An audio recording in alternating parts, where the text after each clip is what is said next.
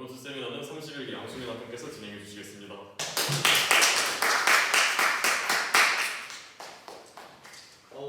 안녕하세요. 저는 이제 PCIC 31기 4학년이고 이제 CPU 게이트라는 주제에 대해서 오늘 발표를 하려고 합니다. 일단 CPU 게이트가 뭐냐면 2018년도 때 발생했던 사건인데 이제 2018년도 때 대부분의 인텔 CPU랑 이제 뭐 IBM의 파워 CPU 아니면 ARM 아키텍처에서 이제 중대한 보안 취약점이 발견된 사건이어가지고요.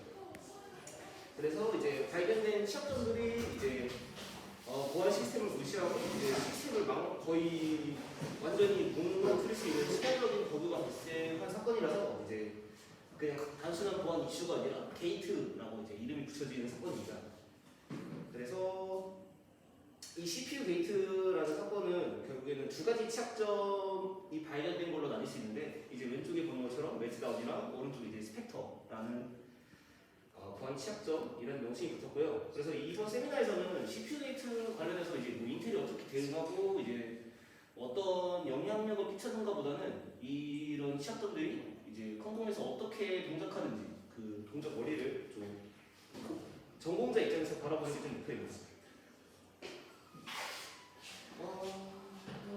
이게 뭐 뉴스 기사로 연구를 펴온 건데. 결국에 일단 이게 결국에 이 사건이 2018년에 발생한 건데 이제 인텔 CPU 같은 경우는 2018년 당시에 거의 시장을 지배하고 있었는데 이제 당시 현역으로 사용 가능했던 대부분의 제품들이 이제 보안 취약점이 발견이 됐거든요. 이게 대부분이라고 말하면 조금 애매한 단위일 수도 있는데 그냥 2018년 이전에 생산된 모든 인텔 제품들은 싹 다 이제 보안이 무너졌다. 그래서 만약에 집에 이제 2017년형 컴퓨터가 있다. 그런 거면 이제 다 보안에 취약하다라고 그냥 간단하게 말하면 됩니다. 그렇게 해서 이게 정확한 수치는 아닌데 거의 한 10억 대. 그래서 모든 노트북, 컴퓨터 아니면 뭐 정부기관에 쓰이는 어떤 서버든지 상관없이 다 취약하다라는 발표가 있었고요. 그래서 이 사건이 이제 50년 이제 인텔이 대충 창립된 지 한 50년이 됐는데 그 창립된 이래로 가장 최악의 위기라고 이제 평가를 받았었고 그 다음에 버그 보안 패치의 부작용으로 이제 성능이 엄청 심각하게 저하되고 이제 오래된 제품일수록 더 취약하다라고 발표가 됐습니다.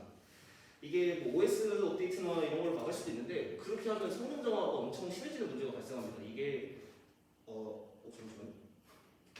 끝난 줄.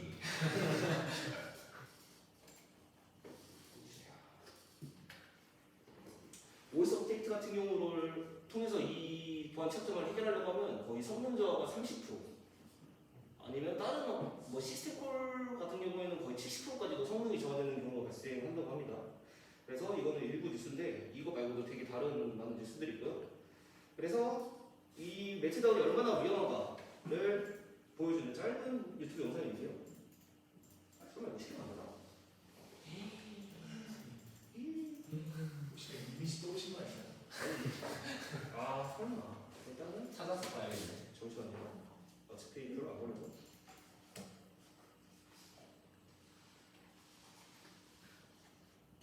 네, 이겁니다.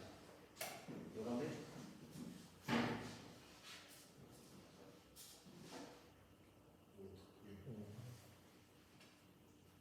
네, 대충 그냥 딱 봐도 직관적으로 아시겠지만, 다른 프로그램에서 요 멜트다운 같은 경우는 커널 메모리를 이제 훔쳐 보일 수 있는 건데 그냥 간단하게 말해서 그냥 패스워드, 개인정보 싹 다 유출되는 보안 착점이라고 볼 수 있습니다. 그래서 엄청나게 큰 사건이었고요. 혹시 왜 그 이름이 멜트다운인지 설명해 주실 수 있나요?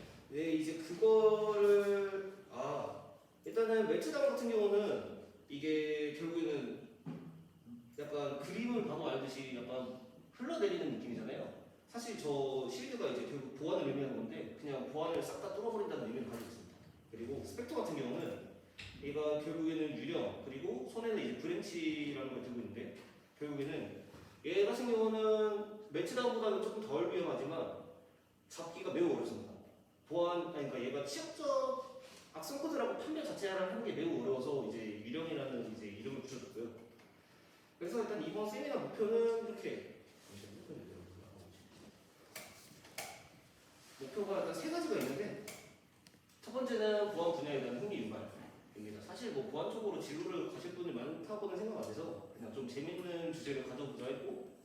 두 번째는 이 취약점들이 이제 결국에는 컴퓨터 구조에 대한 지식이 필요하거든요.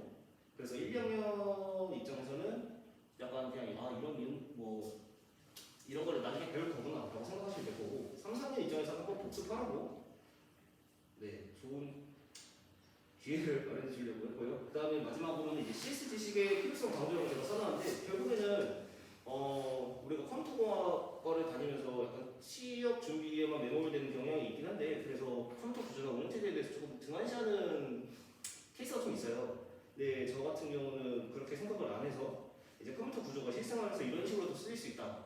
그래서 좀 컴공을 전공을 했으니까 적어도 이런 관련된 사건에 대해서는 저희가 좀 더 폭넓은 시야를 가졌으면 하는 바람에서 이런 세미나 주제를 잡게 되었고요.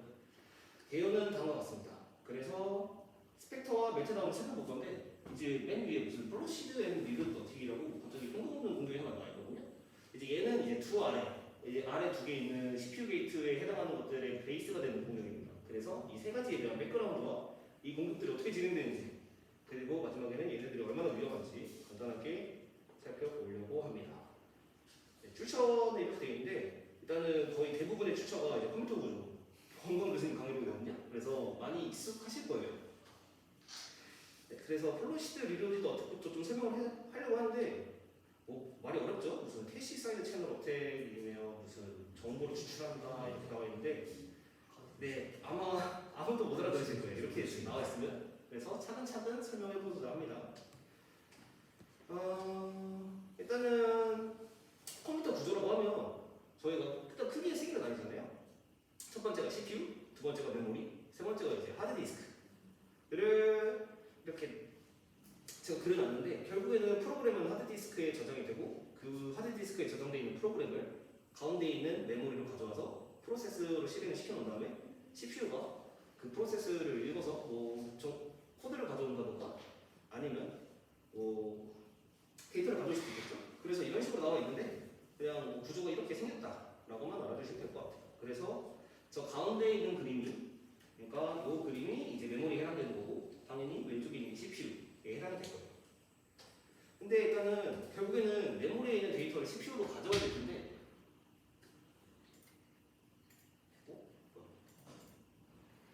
결국에는 메모리에 있는 데이터를 CPU로 가져와야 될 텐데 이게 되게 느리거든요.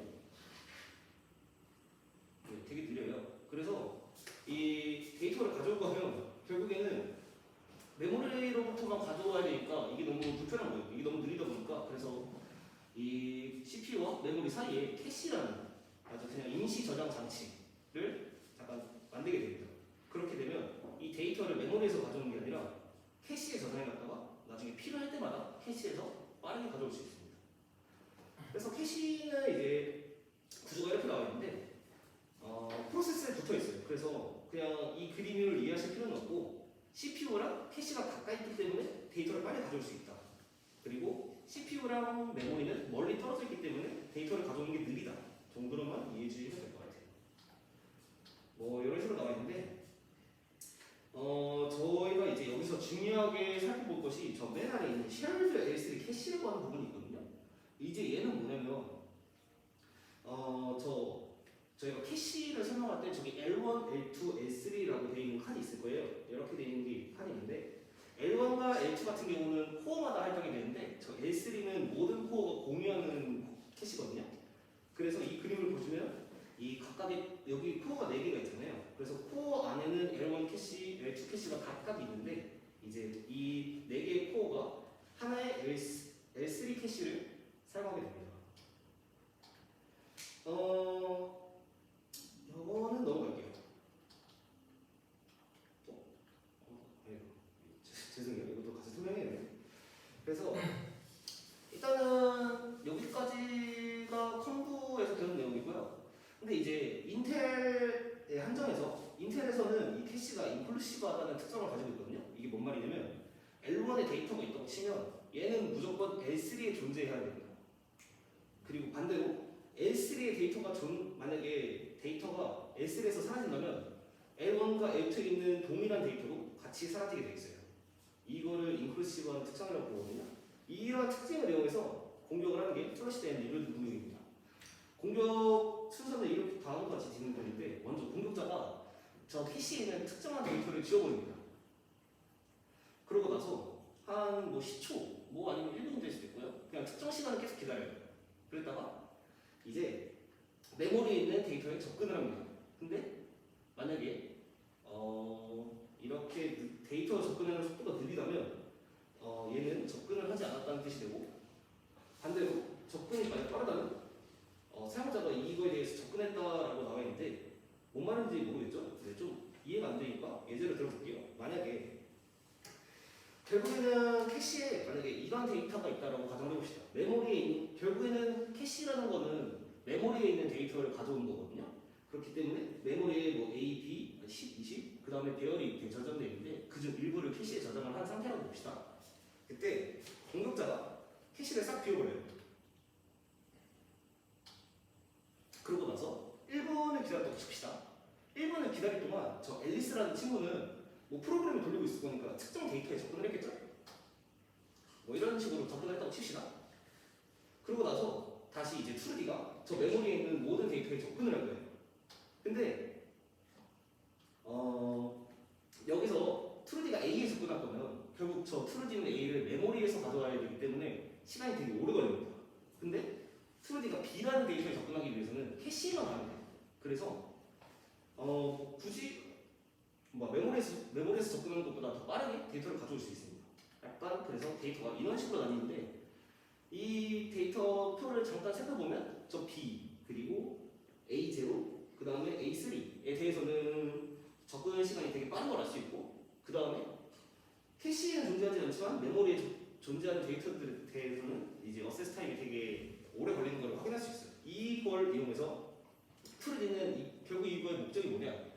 이 1분 그 트루디가 캐시를 딱 지우고 나서 1분 동안 기다리면서 이제 앨리스가 이런 시간을 계산해서 앨리스가 B랑 A0, A3라는 데이터를 통해 B랑 A0, A3라는 데이터에 접근을 했구나 라는 사실을 알 수 있게 됩니다.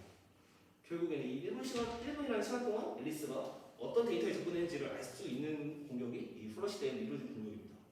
그래서 이 플러시된 리로드 살펴보면 이 캐시를 공격한 건데, 이제 여기 아래 보면 부채널 공격이라고 나와 있죠. 그렇게 해서 여기서 시간을 측정하는 것을 기반으로 공격한다고 나와 있는데, 이게 방금 말한 1분을 기다려서 앨리스가 특정 데이터에 접근했다는 것을 알 수 있다라는 의미입니다.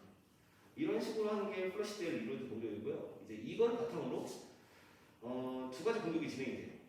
아까 말한 맨 처음 페이지에 있던 스펙터와 매치다운이 되는 건데, 이제 스펙터도 뭐 설명이 샤르샤르 나오죠. 네, 샤르샤르 나오는데 사실 이 영어를 좀 이해할 필요는 없고, 결국에는 2018년까지 이제 인텔 CPU가 계속 성능을 최적화하면서 되게 중요시하게 여긴 부분이 하나가 저 speculative execution, 추측 실행이라는 부분이 있습니다. 결국 저 성능 최적화를 위해서 저 추측 실행이라는 부분은 되게 저 부분에 대해서 되게 많이 발전을 시켜왔는데, 거기서 이제 보안 취약점이 발견된 거거든요. 그래서 이 스펙터는 speculative execution 중에 브랜치 prediction이라는 특징을 공격하는 방식입니다. 근데 일단은 이것도 당연히 무슨 말인지 모르니까 백그라운드부터 살펴볼게요. 일단은 이 스펙터를 설명하기 전에 파이프라인을 좀 설명할 건데, 파이프라인 하면 이제 대표적인 예제가 스태키가 나옵니다. 여기서 이 예제를 보면 N, 브라이언, 캐시, 데이브가 이제 뭐 세탁기, 빨래를 할 건데, 워셔 같은 경우는 30분이 걸리고, 드라이어 같은 경우는 40분이 걸리고, 폴더 같은 경우는 20분이 걸린다고 해봅시다. 그랬을 때 이제 앨리스랑 누구죠? N이랑 브라이언, 캐시가 이제 이렇게 세탁기랑 빨래를 할 수 있겠죠? 근데 이제 이런 식으로 처리를 해버리면 되게 비효율적이잖아요. 딱 봐도. 이렇게 치면 이제 스라우트이 0.67 테스트, 리스폰스 타임은 90분 이런 식으로 나오는데, 이제 이거를 어차피 이제 세탁기를 돌리는 동안 다른 건 더 쓸 수 있으니까 이걸 중첩시키는 거예요. 이게 이제 파이프라이닝입니다. 이런 식으로 이제 파이프라이닝을 하면 빨래를 되게 더 빠른 시간에 할 수 있겠죠. 이걸 그대로 적용한 게 CPU에 그대로 적용할 수 있습니다. 이제 결국 명령어가 이제 5개로, 명령어 같은 경우는 이제 fetch, 분류할 수 있는데 이제 얘를 각각의 뭐 세탁기, 건조기 이런 걸 보시면 이해하시면 되거든요. 결국에는 이런 것들, 이런 인스트럭션 같은 경우들을 다 중첩시켜가지고 저 아래 나와 있는 파이프라인 익스큐션처럼 다 중첩시켜서 똑같이 하면 이제 되게 빠르게 성능 향상을 불러일으킬 수 있습니다. 근데 문제는 일단은 이거는 잠깐 건너가고요. 근데 문제 같은 경우는 이제 인텔 CPU 같은 경우는 이제 시스크라고 해가지고 이 인스트럭션 렌스가 가변입니다. 아까 같이 아래 같은 예제는 이제 리스크라고 해가지고 모든 인스트럭션이 동일한 길이를 가지고 있어요. 이러면 저희가 봤던 세탁기랑 빨래 예지처럼 저렇게 파이프라인을 통해서 성능 향상을 가져올 수 있는데 이제 인텔 같은 경우는 결국에는 농용호 길이가 가변이니까 저렇게 파이프라인을 하기가 어려워지는 현상이 발생합니다. 그래서 얘네들이 한 게 뭐냐? 그래서 얘네가 한 게 스페큘레이티브 익스큐션, 추측적으로 실행을 하는 거죠. 그래서 여기 설명해 보시면 뭐 브랜치 프레딕션이 뭐라고 샬라샬라 나오고 무슨 뭐라고 샬샬라 나오는데 이게 뭔 말이냐면 일단은 만약에 이런 if문을 만났다고 칩시다. 그럼 if문을 만났다고 치면 저 x가 1이면 abc로 가고 s 같으면 저 xyz로 가겠죠. 근데 여기서 발생하는 문제점은 x가 1이라는 것까지 판정이 나야 그 다음에 어디로 갈지를 알 수 있다는 겁니다. 이게 뭔 말이냐면 아까 같이 리스크처럼 이렇게 중복적으로 했을 경우에는 만약에 이게 if문이라고 봤을 때 if문이 다 끝나야만 다음에 어디로 갈지 알기 때문에 이거를 중첩했다가는 얘네들이 이제 다 못 쓰게 되는 현상이 발생할 수 있죠. 그렇기 때문에 이 인텔에서는 어떻게 했느냐? 일단은 이 if문이 발생하면 일단 여기다가 체크 포인트를 하나 둬요. 그래놓고 일단은 실행시켜버립니다. 그래서 일단은 이 x가 1이라는 조건을 만났을 때 일단 얘가 참이라고 가정을 해버리고 바로 abc로 가버립니다. 그러고 나서 만약에 이 x가 1이라는 조건이 참이라고 가정을 하는 게 맞았다면 그러면 이제 abc를 계속 쭉 그대로 진행하면 되고요. 만약에 가정했던 게 틀렸다고 판명이 나면 다시 이제 체크포인트 저 빨간색 플래그로 돌아와서 이제 거기서부터 다시 else로 가버리면 됩니다. 이렇게 하면 이제 이런 방식을 사용하면 이제 이런 방식을 사용하는 게 저 브랜치 프레딕션 이제 분기를 예상해서 가는 거거든요. 분기를 예상해서 갈 수 있는데 이래서 이제 만약에 코렉트가 뜨면 이제 성능 향상을 불러일으킬 수 있고 이제 만약에 이제 롱이 뜨면 이제 다시 레지스터 상태나 뭐 기존에 무슨 참이라고 가정하고 진행했던 거를 다 되돌려야 되기 때문에 체크 포인트까지 돌아와야 되기 때문에 이제 그런 작업들을 진행하고 S를 진행하게 됩니다. 이게 사실 좀 의아하실 수도 있어요. 아니 이거 참을 가정하고 진행하는 게 성능 향상을 불러일으킬 수 있을까?라고 의문을 가질 수도 있는데 일단은 만약에 이런 포문을 만났다고 칩시다. 그러면 이 포문은 만약에 이 포문은 그냥 i가 0부터 1000까지니까 1000번에 돌아가겠죠. 근데 결국에는 저 i가 1000보다 작은가 저것도 하나의 조건문이거든요. 즉 이 브랜치 프레딕션을 통해서 만약에 i가 1000보다 작다는 거를 참이라고 가정하면 얘는 1000번의 성능 향상을 가져올 수 있습니다. 그리고 어차피 마지막에 탈출하는 거는 이제 단 한 번만 실패하는 거니까 한 번의 실패와 1000번의 성공을 통해서 엄청난 성능 향상을 가질 수 있죠.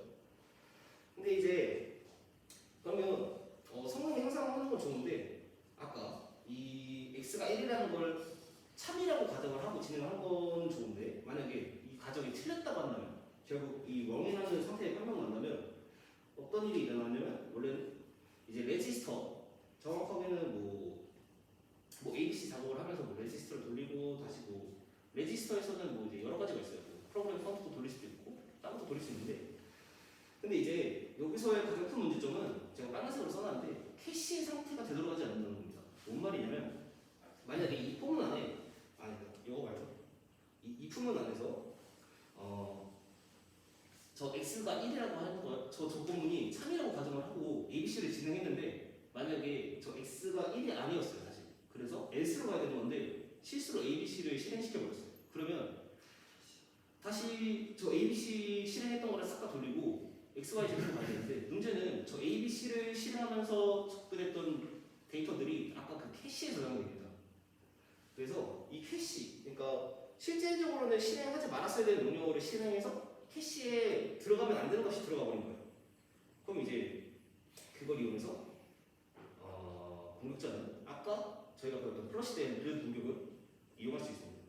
그래서 이게 이런 과정으로 진행되는데 사실 좀 어렵죠? 어려운데 사실 별거 없어요. 여기서의 포인트는 저 브랜치 크리에이터라는 거를 잘못 훈련시키는 겁니다.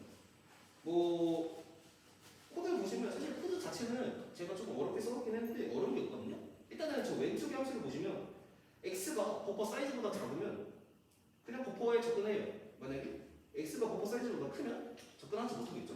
간단한 겁니다. 근데 그러면 이제 공격자 입장에서는 이제 오른쪽 위에 있는 코드가 공격자가 오른쪽 위에 있는 코드가 공격자가 이제 브랜치 프레디터를 잘못 훈련시키는 과정인데 일단은 계속 이제 저 리스트릭티드 어세스라는 함수에 대해서 한 10번, 100번 혹은 1000번 정도 막 저 계속 저거를 함수를 실행시킵니다. 사실 별 이유가 없어요. 그냥 계속 실행을 시키면서 CPU한테 저 브랜치 프레디터가 참이라고 가정을 하게끔 계속 이제 만들어주는 거예요.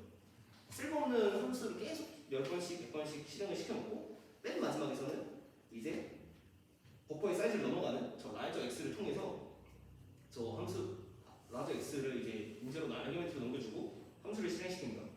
그러면 이제 아까 같은 상황이 발생하는 거예요. 얘 같은 경우는 참이라고 가정하고 계속 실행하고 있었는데 사실 참이 아니니까 접근하면 안 되는 데이터에 접근을 해버리게 되는 거죠.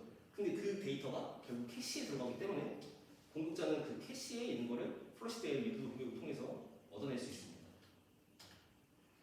이거는 넘어갈게요. 그래서 스펙터를 실행할 때 약간 이런 식으로 나오는데 사실 이거는 그래서 얘 같은 경우는 이제 이게 데이터가 썸 시크릿 밸류라고 이제 나오는데 데이터 하나하나 즉 뭐 S나 뭐 O, M, E 같은 이제 차일 데이터로 이제 하나씩 접근을 해가지고 이 키값을 알아내는 거예요. 뭐 이런 방식으로 진행이 되고 매치다운 같은 경우도 결국에는 스펙큐레이티브 익스큐션 중에서 뭐 아로 월드 익스큐션을 이라는 특징을 이용해서 공격을 하는 방식인데 아로 월드 익스큐션은 조금 더 간단해요. 아로 월드 익스큐션은 그 비승차 실행이라는 건데 얘 같은 경우는 명령 실행 효율을 높이기 위해 순서에 따라 처리하지 않는 기법이라고 제가 써놨는데 저 예시를 보면 이해하기 편할 거예요. 저 일단은 1번 같은 왼쪽에 있는 케이스는 이제 순차적인 실행이거든요. 그래서 1번부터 6번까지 순서대로 진행을 무조건 해야 되는 프로그램을 봅시다. 근데 저 2번 명령 같은 경우에는 R1이 들어가죠. 그 다음에 뭐 5번 같은 경우에는 저 인자로 이제 R5, R6가 들어가죠. 이렇게 돼버리면 저 2번 명령 같은 경우는 1번이 무조건 끝나야만 2번을 실행할 수 있죠.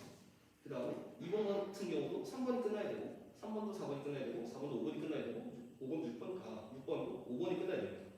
근데 결국에는 이 아래 왼쪽에 있는 그림을 보시면 아시겠지만 이거는 저 R1이라는 데이터가 필요하기 때문에 무조건 1번이 다 끝난 다음에 접근할 수 있고요. 5번 같은 경우는 저 R5가 필요하기 때문에 무조건 3번 다음에 접근할 수 있습니다.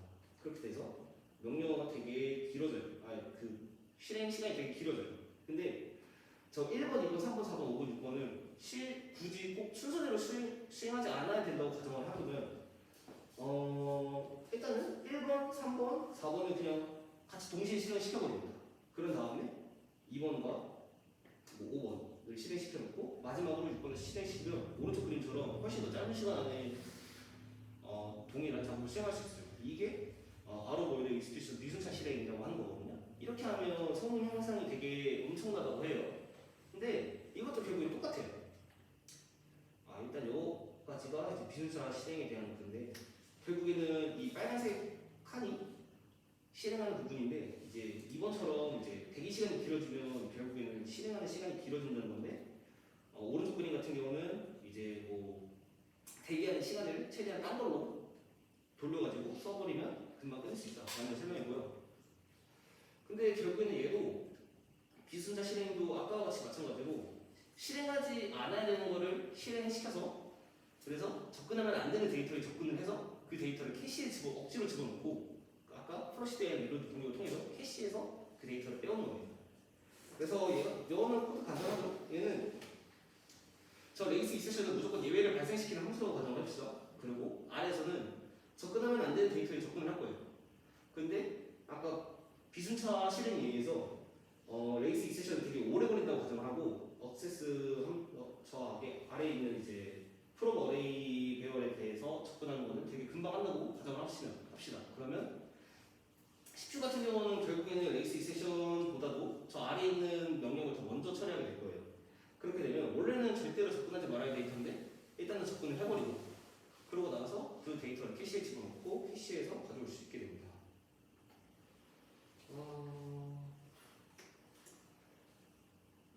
네, 일단 여기까지가 전반적인 이론이고 일단은 얘네가 왜 위험하냐라고 말하면 사실 이 스펙터만 딱 봐도 아시겠지만 사실 이 코드에 보안적으로 문제되는 코드는 전혀 없거든요. 결국에는 이 코드가 문제가 아니라는 겁니다. 하드웨어가 문제예요. 하드웨어가 문제가 되면 결국에는 소프트웨어적으로 해결하기가 매우 힘들어지거든요. 그래서 결국에는 2018년 이전에 나온 컴퓨터나 노트북은 이 스펙터와 매치다운에 대해서 전혀 보호를 받을 수가 없어요. 만약에 이게 개인 컴퓨터라고 말하면 상관이 없는데 정부기관에서 쓰이는 거다. 이렇게 하면 사실 이게 공격을 당했을 때 되게 위험하잖아요. 근데 이거를 보호할 방법이 전혀 없습니다. 그래서 그냥 사실 갖다 버려야 되는 컴퓨터가 돼버린 거죠. 그렇다고 이제 그러면 이걸로 모든 걸 할 수 있냐? 뭐 갑자기 컴퓨터 보안 친구가 완전히 무너지냐라고 말하면 그건 사실 아니에요. 왜냐면 방금도 봤지만 데이터를 훔쳐오기만 하지 쓰기 작업을 하진 않아요. 그래서 악성 코드를 심는 것도 안 되고 시스템을 직접적으로 파괴하는 것도 안 돼요. 근데 사실 데이터를 가져오는 것만으로도 충분히 큰 문제가 발생하기도 하죠. 사실 뭐 비밀키 같은 거 아니면 군대라고 치면 뭐 암호를 가져올 수도 있고 결국에는 모든 걸 가져올 수 있기 때문에 사실 이것도 엄청나게 심각합니다.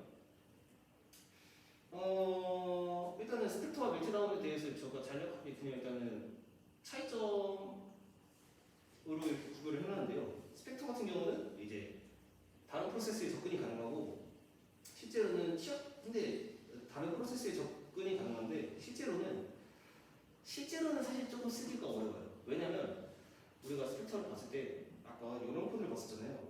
결국에는 공급자 입장에서는 프로그램이 어떻게 동작하는지를 알아야 되고 그 다음에 그 프로그램이 어떤 환경에서 돌아가는지를 알아야 돼요. 제가 아까 CPU에서 브랜치 프레딕트라는 걸 계속 강제로 잘못 훈련시킨다고 표현을 했는데 근데 CPU마다 브랜치 프레딕터가 있는 경우도 있고 브랜치 프레딕터의 버전이 다른 경우도 있고 되게 케이스가 많습니다. 그래서 그 케이스 바이 케이스로 공격자가 다 사전에 조사를 해야 되기 때문에 실제로는 공격이 어려운데 반대로 말하면 어떤 코드에서든지 공격을 가능하게 할 수 있습니다. 실제로 이제 스펙터 논문을 읽어보면 공격 성공률이 최소 95%라고 해요. 평균 99%고 네, 당연히 맥스는 99.99%고요. 그렇다 보니까 사실 마음만 먹으면 성공을 못할 수가 없는 공격이 되는 겁니다. 그래서 문제를 발견해서 막기도 어렵죠. 아까 같은 이런 코드를 봤을 때 이 부분 같은 코드를 이런 코드를 바꾸라고 하면 어떻게 바꾸겠어요? 이게 사실 보안적으로 문제가 있는 것도 아니고 그렇다고 저희가 프로그램 중에서 이 부분 없이 코드를 짤 수 있을까요? 라고 말하면 정말 제한적이에요. 네. 그리고 사실 제가 설명을 안 했지만 이것도 보시면 함수를 호출하는 거에서 공격을 하는 방식이거든요. 결국에는 이 스펙터에서 완전하게 안전한 거면 이 부분도 쓰지 말아야 되고 함수도 호출하지 않아요. 그러면 사실 쓸 수 있는 게 거의 없습니다. 그렇기 때문에 사실 스펙터를 소프트웨어적으로 막는다는 게 매우 힘들어요. 그래서 문제를 발견하기도 어렵고 막기도 어렵습니다. 이게 스펙터의 가장 큰 문제점이라고 볼 수 있고요. 매치다운 같은 경우는 아까 제가 소개해서 보여드렸듯이 그냥 일단 위험합니다. 그냥 비밀번호를 다 빼낼 수 있어요. 이게 커널 메모리의 내용을 쉽게 들여다볼 수 있다는 치명적인 결함이 있는데 3학년 입장에서 와닿게 설명하자면 이 공격이 클라우드에서도 가능하거든요. 뭔 말이냐면 제 AW 그러니까 제 아마존 EC2에서 상대방 아마존 EC2에 접근할 수 있고 그렇게 그렇기 때문에 사실 모든 데이터를 그냥 다 빼갈 수 있습니다. 그래서 이것도 되게 위험하죠. 커널 메모리의 내용을 쉽게 들어볼 수 있다는 게 커널을 제가 설명하지 않았지만 이게 사실 되게 스펙터보다도 훨씬 위험하고 그래서 여기서 나와 있듯이 뭐 암호에 사용되는 개인키가 유출돼서 뭐 시스템의 모든 통신을 수신하고 변환하고 사칭이 가능하다라고 나와 있는데 그래서 이거 관련된 공격 사례도 몇 개가 있었어요. 근데 제가 정확히 그거는 제가 기억이 안 나서 가져오지 못했는데 그리고 멜트다운의 또 문제점이 뭐냐면 일반적인 악성 코드와 다르게 범용적인 농념이 동작이 가능해요. 뭔 말이냐면 사실 저희 멜트다운 설명했을 때 이 코드 봤을 때 저 레이스 익셉션이라고 설명했지만 사실 저게 그냥 예외를 일으키는 어떤 함수든지 상관이 없거든요. 그러니까 저 함수가 막 악성 코드를 어떻게든 막 만들어내려고 해서 만들어낸 코드가 아니라 그냥 아무런 그냥 예외를 발생하는 코드 아무거나 갖다 쓰면 되는 거라서 이게 사실 알약 같은 이제 보안 프로그램 입장에서는 저게 악성 코드라고 설명하기가 매우 힘들어요. 그렇기 때문에 작동을 감지하는 것도 어렵고 공격 코드인지 판단하는 것도 어렵다는 문제가 있습니다. 그래서 이렇게 해가지고 이제 인텔 이 보안 첫단이 발견됐을 때 인텔은 이제 아까 말했듯이 10억대 이상의 기기가 문제가 있다고 말씀드렸고 암도 전부는 아니지만 일부 과정에서 아마 아웃 오브 익스큐션 쪽이었을 거예요. 그쪽에서도 문제가 있다고 발견해가지고 이제 그거 관련해서 난리가 났었던 사건이어서 한번 이렇게 살펴봤습니다. 제가 준비한 설명은 여기까지고요. 혹시 질문 있나요?